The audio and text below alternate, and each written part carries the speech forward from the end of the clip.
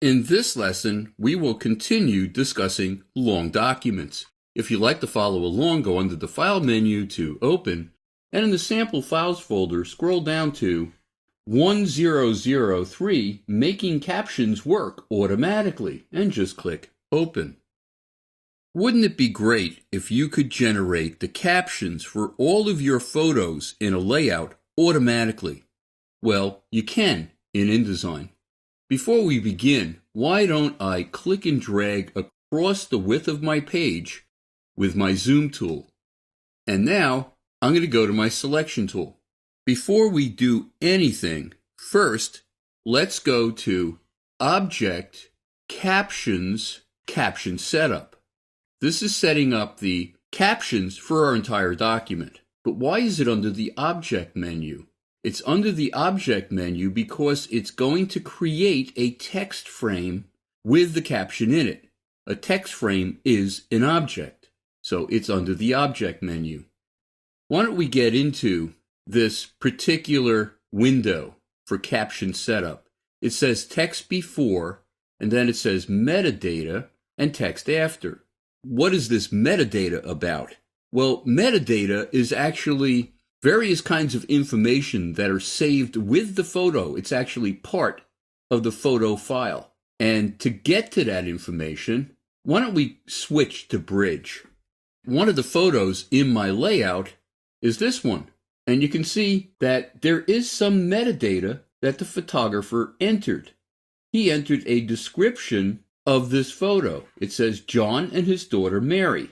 What's really nice about this is the photographer, while he was taking the picture, he got the names of the people in the picture.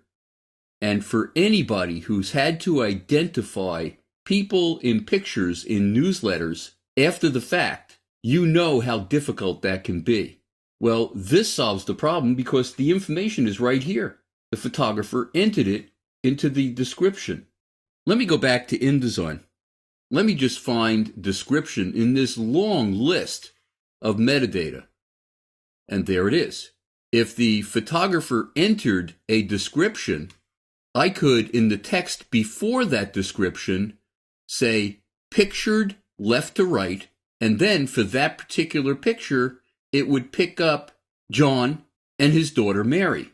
And if I had text after, I would enter it in the next field. The next section of the caption setup is position and style. Do we want our caption aligned below each photo? Or do we want it above the photo, or to the left of the photo, or to the right of the photo? We're going to leave it below. And I'm going to offset it just a little bit further away from the bottom of the image by clicking the up arrow once to make it 1/16 of an inch. Now, what paragraph style do I want to use for my caption? Well, it just so happens that I set up a caption paragraph style, so why don't we just choose that? Is the caption going to be in the same layer as the image, or in the active layer, whatever I currently have selected in my layers panel, or in one of the 3 layers that is in this document? I'm going to leave it as same as image, and I'm also going to group the caption with the image. In case I have to move the picture afterwards, the caption will come along with it. Now I'm just going to click OK. But before we continue, let me just go back into that dialog window one more time. Captions, Caption Setup. What we're doing in this particular case is not using the description. I'm going to use the name of the actual file. So we're setting up a contact sheet for all of these pictures for our client to pick the images that he wants to use for a certain article. So I'm just going to click OK. And now I'm going to click and drag across all of my pictures at once.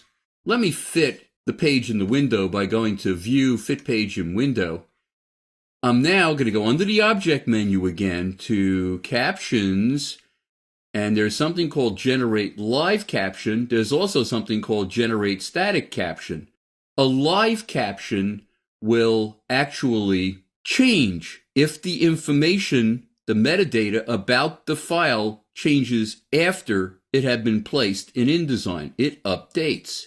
Generating a static caption, it will not change. We're going to do it as a live caption. And you can see it added the file names of each and every one of these pictures.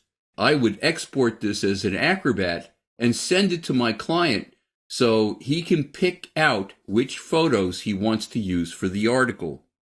In the next lesson, we're going to continue discussing long document features.